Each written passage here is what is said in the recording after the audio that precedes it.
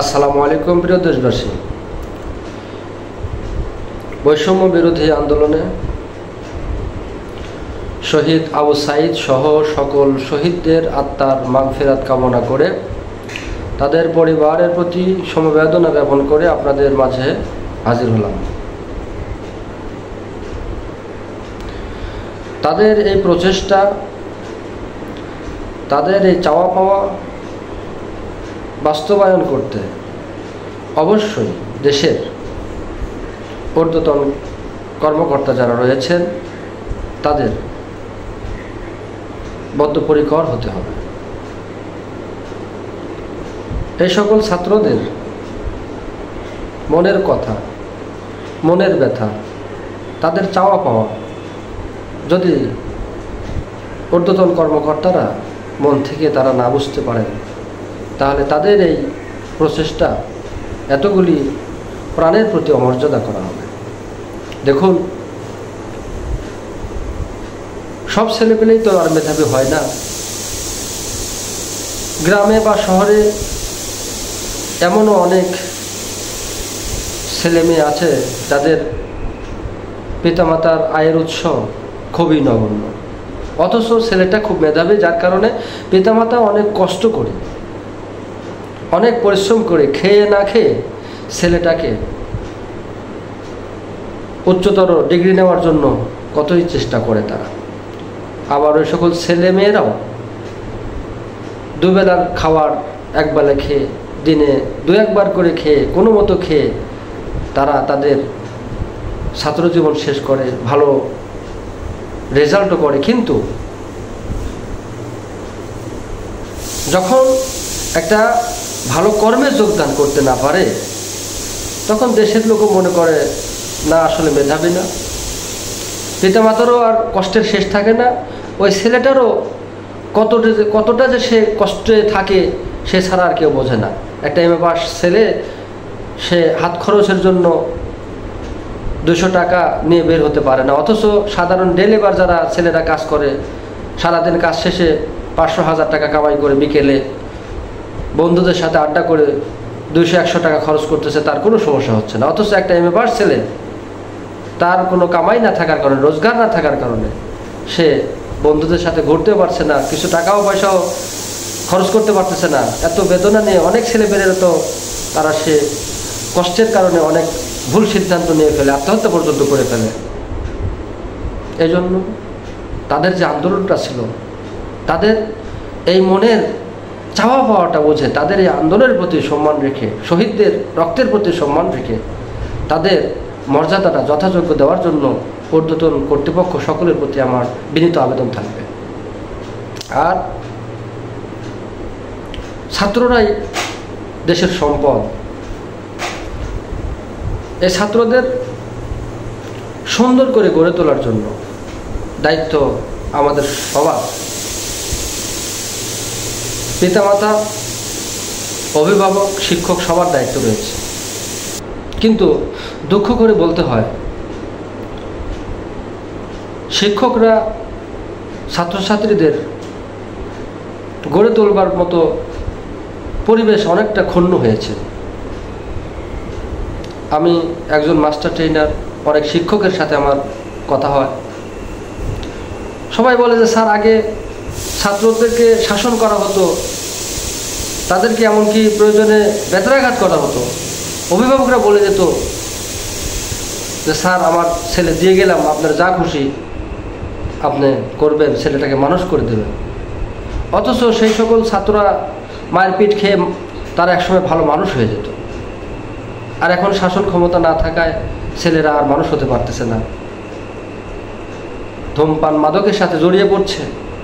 শাসন করতে গেলে তো অনেক সময় শিক্ষকদের হেনস্থার শিকার হতে হয়। এমনকি কিছুদিন পূর্বে দেখলাম একটা শিক্ষককে মেরে ফেলা হয়েছে। এরকম অসংখ্য দুর্ঘটনার শিকার হতে হচ্ছে।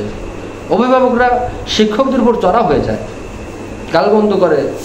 তো এজন্য আমার প্রস্তাবনা থাকছে, শিক্ষকদের শাসন ক্ষমতা ফিরে দিতে হবে। কিছুদিন পূর্বে একটা সরকারি স্কুলের প্রধান শিক্ষক আমার সাথে কথা হলো, তিনি বললেন স্যার, কয়েকটা ছাত্র মিষ্টি নিয়ে হাজির হয়েছে, তারা এসে বলছে, কেঁদে ফেলেছে, বলে স্যার আপনি যদি ওইভাবে শাসন না করতেন, আপনার ওই শাসন, ওই গালি, ওই 2টা চড়থাপ্পড় আজ আমাদের এত দূর নিয়ে আসছে, আমরা আজ মানুষ হতে পেরেছি, আজ আমরা ভালো চাকরি পেয়েছি, মানুষ হয়ে আপনার সামনে আসতে পেরেছি। কিন্তু যদি শাসনটুকু না করতেন তাহলে হয়তো এই পর্যন্ত আসতে পারতাম না। সেই জন্য আমার কর্তৃপক্ষের নিকট আবেদন, আমি একজন শিক্ষক হিসেবে আবেদন রাখছি, ছাত্ররা যাতে মানুষ হয়ে গড়তে পারে, এজন্য শিক্ষকদের সেই শাসন ক্ষমতাটা ফিরিয়ে দিতে হবে। অভিভাবকদেরকে বলবো, আপনারা শিক্ষকদের সম্মান করতে শিখবেন। আপনারা জন্ম দেন, কিন্তু আপনাদের ছেলেমেয়েরা তারা শিক্ষকের কাছে দিনের অধিকাংশ সময় থেকে মানুষ হয়। সুতরাং সেই শিক্ষকরাও পিতার মতোই।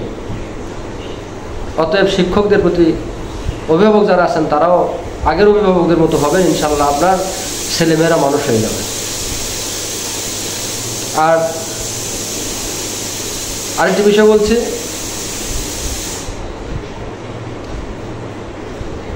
শিক্ষকরা মানুষ করবেন, শিক্ষক হচ্ছে কারিগর, মানুষ করার কারিগর। কিন্তু এই শিক্ষক নিয়োগের ক্ষেত্রেও ওপেন সিক্রেট যে বিষয়টা আপনারা জানেন, যে 2 নম্বরই টাকা পয়সা ঘুষের লেনদেন হয়ে থাকে, যার কারণে 2005 সালে NTRCA গঠন করে একটা সুন্দর ব্যবস্থাপনা করা হলো। তারপরেও NTRCA সনদ নেওয়ার পরেও কমিটি কর্তৃক নিয়োগ হওয়ার কারণে 16 সাল পর্যন্ত ওই একই অবস্থা চলল। এরপরে NTRCA থেকে যখন সুপারিশ প্রাপ্ত হয়ে শিক্ষক নিয়োগের ব্যবস্থা আসলো, তখন কিছুটা কমলেও তারপরে অনেক প্রতিষ্ঠানের কমিটির সভাপতি, প্রধান শিক্ষক তারা তখনও এই 2 নম্বর কাজে জড়িত হওয়ার কারণে আমরা দৈনিক শিক্ষা.com-এর মাধ্যমে জানতে পারলাম অনেক শিক্ষকের 3 মাসের বেতন তাদের বন্ধ হয়ে গেছিল, কমিটি ভেঙে দেওয়া হয়েছিল। তো এজন্য বড় আফসোস লাগে যে কমিটি তারা কি জন্য যে এভাবে এসে মেধাবীদের সাথে এরকম আচরণ করে। মেধাবী লোককে তারা নিয়োগ দেয় না, টাকার বিনিময়ে অযোগ্য লোককে তারা শিক্ষক হিসেবে নিয়োগ দেয়, যার কারণে শিক্ষা খাত কলঙ্কিত হচ্ছে। আমিও নিজেও একটা সরকারি স্কুলের সভাপতি, কিন্তু কখনো তো এরকম কোনো আচরণ মাথায় আসলো না। আর অনেক সময় দেখা যায় কমিটি হওয়ার জন্য তারা টাকার বিনিময়ে নির্বাচন করে কমিটি হতে আসে। এখন তারা কমিটি হয়েছে, এখন তারা কমিটির সভাপতি হয়েছে, সদস্য হয়েছে, এখন তারা টাকা তুলতে হবে, তাই সকল প্রার্থীদের নিয়োগ দেওয়ার মাধ্যমে টাকা নেয়। প্রতিষ্ঠানের উন্নয়ন যাই হোক, কিন্তু এই টাকাগুলো তাদের পকেটে, যে একটা বাণিজ্য।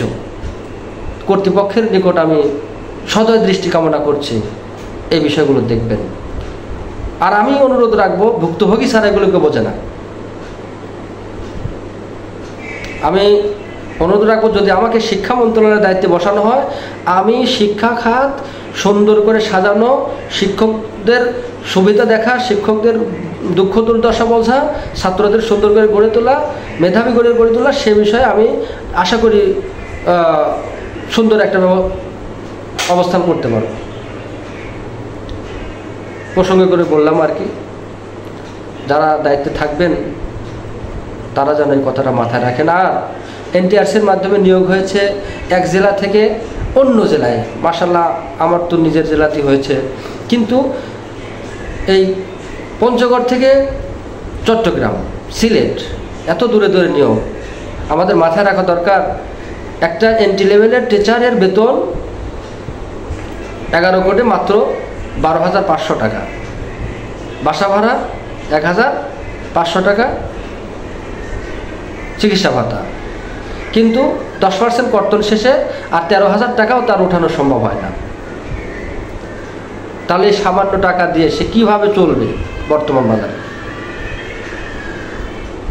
মানুষে মনে করে শিক্ষকদের বেতন তো অন্তত 30,000 টাকা, কিন্তু মানুষ জানে না যে একজন টিচারের বেতন, একটা হাই স্কুল, একটা মাদ্রাসার NT লেভেলের যে টিচার যারা নিয়োগপ্রাপ্ত হয়ে আসছেন, তাদের বেতন B.Ed ছাড়া যে সকল টিচারগুলো যোগদান করতেছে মাত্র 12,500 টাকা, আর যারা B.Ed আছে তারা 16,000 টাকা। এই সামান্য টাকা কি বর্তমান সময়ে তারা কি খাবে, পড়বে আর কিভাবে চলবে? এজন্য এই বিষয়গুলো কর্তৃপক্ষের নজরে আনতে হবে। শিক্ষকরা আন্দোলন করেছিল, তাদেরকে সান্ত্বনা দিয়ে ফিরে দেওয়া হয়েছে। অতীব দুঃখের বিষয়, একজন শিক্ষকের ঈদের বোনাস হয় মাত্র 3,000 টাকা 4,000 টাকা। সে কি পার্সেন্ট বোনাস? সেই কোন সালে কোন সরকার চালু করে গেছে, তার আর কোনো পরিবর্তন আসলো না। সব জায়গায় 100% বোনাস, অথচ শিক্ষকদের ক্ষেত্রে মাত্র 25% বোনাস, 3,000 4,000 টাকা। এটা লজ্জার কথা। এটা কি মানুষ সম্মুখে বলা যায়? আমি একজন শিক্ষক, যা সত্য তাই বলছি। প্রত্যেকটা সেক্টরের মানুষ তারা 100% বোনাস নিয়ে চিকিৎসা ভাতা, বাসা ভাড়া 50%, 60%, 45% নিয়ে তারা স্বাচ্ছন্দ্যে চলাফেরা করছে। আর এই এমপিওভুক্ত শিক্ষক যারা, তাদের এত অবহেলা, এটা তো মেনে নেওয়ার মতো নয়।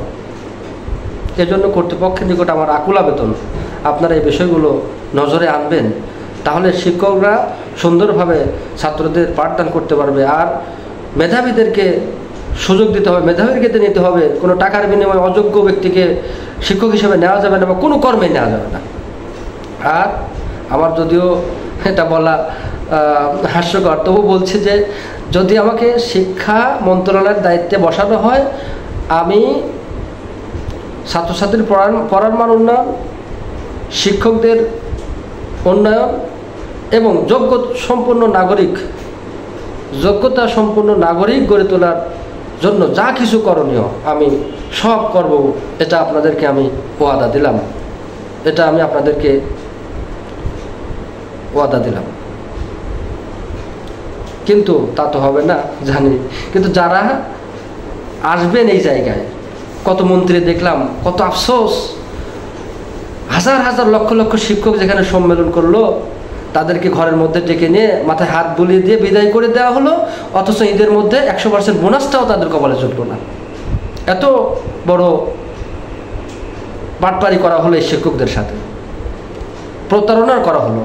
এটা কি মেনে নেওয়ার মতো? অন্তত 50% ঈদ বোনাস বাড়ালে তাও তো একটা কথা ছিল। প্রত্যেকটা শিক্ষক ক্ষোভে দুঃখে তারা মুরগি নিয়ে, মরগ নিয়ে জবাই করে সেই প্রেস ক্লাবের সামনে, যা আপনারা দেখেছেন। ঈদ বোনাস ফেরত দিয়েছে, এরকমও নজির রয়েছে। অতএব আমি বর্তমান অবস্থায় যারা দায়িত্বে আসবেন, যারা অন্তর্বর্তীকালীন সরকারের দায়িত্বে আসবেন এবং যারা সরকার গঠন করে দায়িত্বে আসবেন, এই শিক্ষা খাতটা সুন্দর করে গড়ার জন্য একটু শিক্ষকদের প্রতি একটু সহনশীল হবেন। শিক্ষকরা যেহেতু জাতির সর্বশ্রেষ্ঠ সম্পদ, তারা জাতির সম্মানের সবচাইতে সম্মানের পাত্র। যত অফিসার হন, এমপি, মন্ত্রী, ডিসি, এসপি, সচিব মহোদয় যারা হন না কেন, কোনো না কোনো শিক্ষকের কাছে পড়ালেখা করেই আপনারা ওই জায়গায় গিয়েছেন। তাহলে আপনার শিক্ষক যে আপনার পিতার মতো, সেই শিক্ষকের সম্মান কতটুকু আপনি রাখতে পারছেন আপনার বিবেকে থাকে না? আপনার কি বিবেক করার উচিত নয় যে আমি ছোটোবেলায় ABC সরে আলিফ বা তাসা শিখে আমি তো এসেছিলাম আমার শিক্ষকের কাছে, সেই শিক্ষক আমি তো এখন সচিব হয়েছি, আমি তো এখন এমপি মন্ত্রী হয়েছি, আমি তো এখন এত বড় জায়গায় বসছি, আমার শিক্ষকের মর্যাদাটা কতটুকু রক্ষা করতে পেরেছি, এটা কি আপনার বিবেকে আসে না?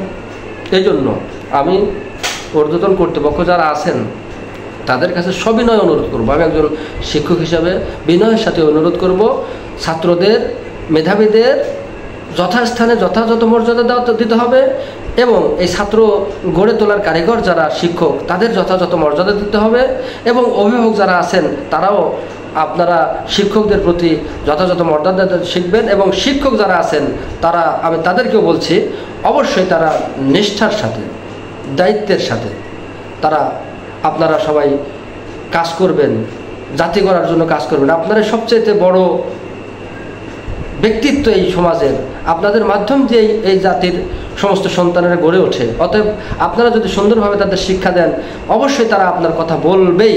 অতএব আপনারা সুন্দরভাবে বাচ্চাদেরকে, আপনারা ছাত্রছাত্রীদেরকে যথাসাধ্য চেষ্টা করবেন। মেধা প্রজ্ঞা তো সবার সমান হয় না, কিন্তু প্রচেষ্টাটা করবেন ইনশাল্লাহ।